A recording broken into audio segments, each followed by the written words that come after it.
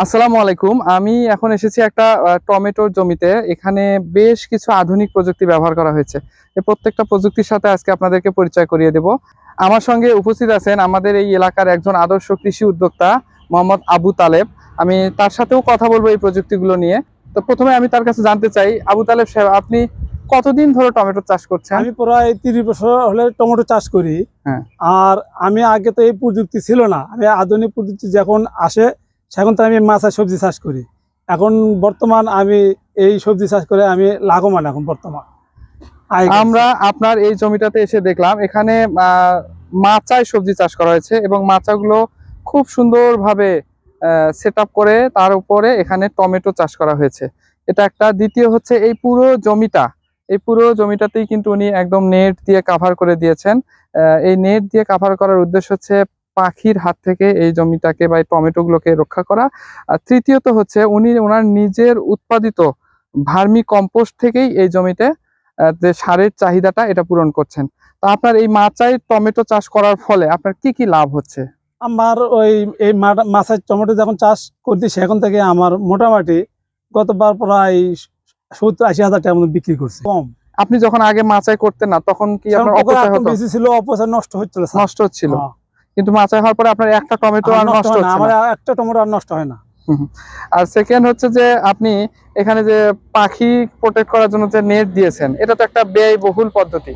Net ছাড়া পুরো মাঠ জুড়ে আপনি এইভাবে নেট দিয়েছেন। তো এই যে আপনার খরচটা হচ্ছে, এটা কি আপনার যে ক্ষতি হচ্ছিল পাখি আক্রমণ করার ফলে, এটা দিয়ে মানে ব্যালেন্স হচ্ছে কি? এটা স্যার, এটা আমার ক্ষতি হচ্ছিল, এখন আমার এটা পুষে গেছে, মানে এটা দেওয়াতে আমার অনেক আমি সাশ্রয় পাইছি স্যার। অনেক সাশ্রয় হয়েছে। এমন না যে এটা একটা অপচয়, এরকম না তো? না, অপচয় যে না। নেট দেওয়ার কারণে পাখি যতটা নষ্ট করতো তার চেয়ে আপনার বেশি লাভ অনেক হচ্ছে। লাভজনক।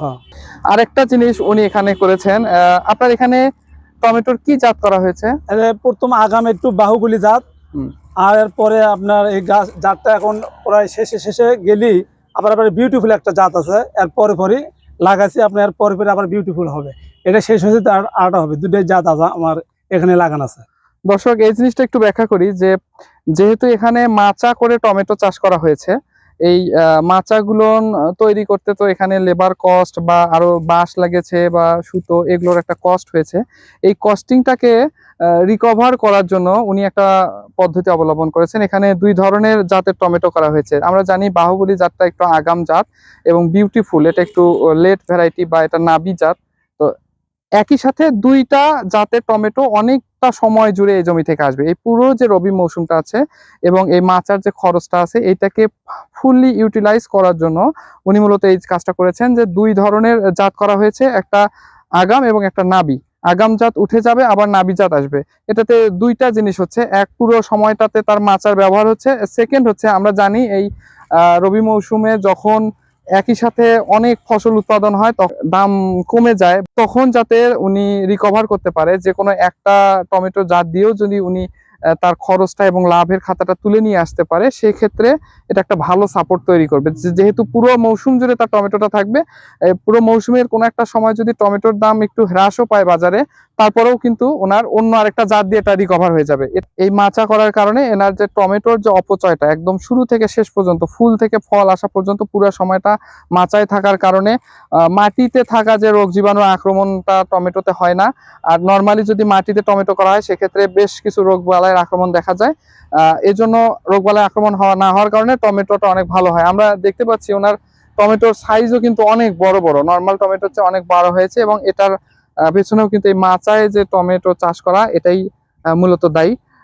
আর শেষের পয়েন্টটাতে আসি যে এই সবজিগুলো কিন্তু করা হয়েছে মূলত অর্গানিক সার থেকে। অর্গানিক যে সার ওনার নিজের উৎপাদিত, ওনার নিজস্ব তৈরি, ওনার বাড়িতে ভার্মি কম্পোস্টের প্লান্ট রয়েছেন।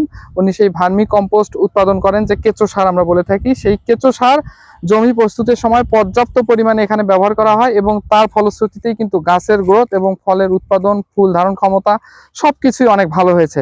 এর আগেও আমরা আরেকটা প্লট পরিদর্শনে গিয়েছিলাম, ওখানেও আমরা দেখে এসেছি যে জৈব সার, শুধুমাত্র জৈব সার ব্যবহার করার কারণেই গাছের এত বাড়বাড়ন্তি বা ফলের উৎপাদন, এবং এখানে এসেও আমরা সেটার প্রমাণ আবার পেলাম। এবং আমরা যে এলাকাটাতে এসেছি, এই জায়গাটা মূলত আমাদের অত্র উপজেলায় সবজি চাষের জন্য খুবই বিখ্যাত এবং এখানকার প্রত্যেকটা কৃষকই পর্যাপ্ত পরিমাণ জৈব সার ব্যবহার করে থাকেন। এই জন্য আমরা বারবার একটা কথা বলে আসছি যে সবজি উৎপাদনের ক্ষেত্রে বিশেষ করে আমরা বেড করে যে ফসলগুলো আবাদ করি অথবা মাদা করে, যেমন লাউ, মিষ্টি কুমড়া, মাদা প্রস্তুত করার সময় বিভিন্ন যে মাচার ফসলগুলো আছে, মাচার সবজিগুলো আছে, এগুলোর ক্ষেত্রে জৈব সার ব্যবহার করার কোনো বিকল্প নেই। জৈব সার একটা আদর্শ সার, একই সাথে মাটির গুণাগুণ রক্ষা করে এবং রাসায়নিক সার গ্রহণের ক্ষমতাটাও ব্যাপক হারে বৃদ্ধি করে। এই জন্য অবশ্যই জৈব সার আমাদের ব্যবহার করতে হবে। এটা আমাদের একটা পরিবেশ বান্ধব পদ্ধতি, ফসলের নিরাপদ সবজি আমরা উৎপাদন করতে পারবো, একই সাথে কিন্তু রোগ বালাইয়ের আক্রমণ কম হয়, ফলনও বৃদ্ধি পায়। এই জন্য আমাদের জৈব সারের দিকে আসতে হবে।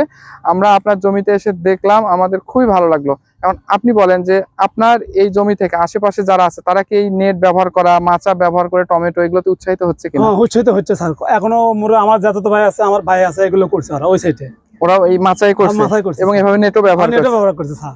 আপনাকে দেখে আরো অনেকে উৎসাহিত আরো হচ্ছে। করছে একজন। আমরা আশা করবো আমাদের এই মুহূর্তে যারা ভিডিওটা দেখছে তারাও এই পদ্ধতিগুলো থেকে উৎসাহিত হবেন। হ্যাঁ। এই বলে আমি আমার ভিডিওটা এখানেই শেষ করছি।